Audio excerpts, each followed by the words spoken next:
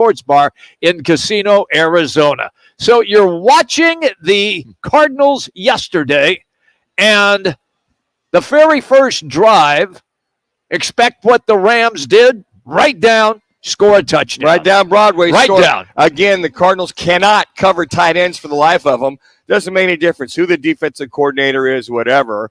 And now you look at, I think Sean McVay's got the Cardinals number. Oh, I'd say What's so. that, 12 out of 14 Something games? like that. It's or 13 out of 15. Unbelievable number. It's incredible how they went right down the field and scored. But the Cardinals then answer right away, and it was a terrific drive with Kyler Murray at the controls, and then he jogs into the end zone. The game is tied. I thought, Manuch, okay, this is going to be – I still thought the Rams would win, but I thought Cardinals are going to hang around in this thing. I was terribly wrong. Yeah, and you look at it from that standpoint, then 17 unanswered points, and add into that too, 30 unanswered points before they finally scored. I called garbage touchdown at the very end of the game. Mm-hmm. And, just a couple of it's just amazing to me. When this team loses bad, I look back at the Cincinnati game and some of the other games that they lost.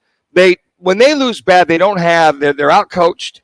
It's poor coaching and lack of intensity and enthusiasm. Now, some of the other games they played well in and they lost, you could see the defense come on or stay focused. Right. Or you could see the offense not play quite so bad. But this game from the get-go, it's like, and we talked about this on Wednesday, Jimmy, before the break. They know, the Rams, that they've got to win. Yeah. They're now 4-6. They got a wild card shot. So they win 2 in a row. They beat Seattle. They come in here. Matthew Stafford looked sharp. He did. Aside from the one interception. Ill-advised throw. Maybe by Thompson making that pick. But, I mean, they just looked more prepared and ready. And I don't understand that. Now, I will give the Cardinals are banged up and beat up on the defensive line on the defense. I get it. I understand that. But as far as wrapping up and tackling and being in position where you're supposed to be, I don't understand that. I mean, guys are getting missing 3, 4, 5 tackles at a time.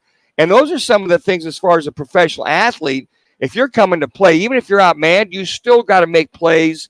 And that offensive line, you looked at just quite the sieve, especially the right side of that offensive line. And I will say this, Paris Johnson Jr., these last several games, the Rook, is looking like a rookie offensive lineman. He's getting exposed over and over. And so is Froholt, the center. That offensive line is getting exposed night, day, and even into midnight for that midnight snack. Is Johnson just worn down from the length of the pro season? It could be. The Cardinals are now 2-10, and you think about the 3 preseason games, 3 weeks of training camp, and that happens with rookies, Jimmy. I think that's a valid question. But I think what happens with a lot of rookies is you get more mentally exhausted than physically. And you're right. A lot of rookies, they hit the wall 8, 9, 10, 11 games in, 12 games in. Right. And you've already spent your entire college season. You've had a couple weeks off before you go to your bowl game. But that's still no excuse. You still got to move your feet. You got to get out there.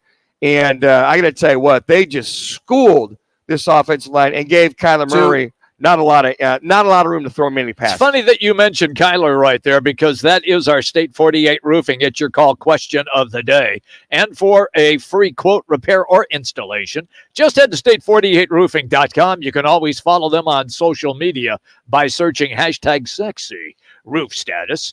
After 3 games, what would be your overall grade of quarterback Kyler Murray's play?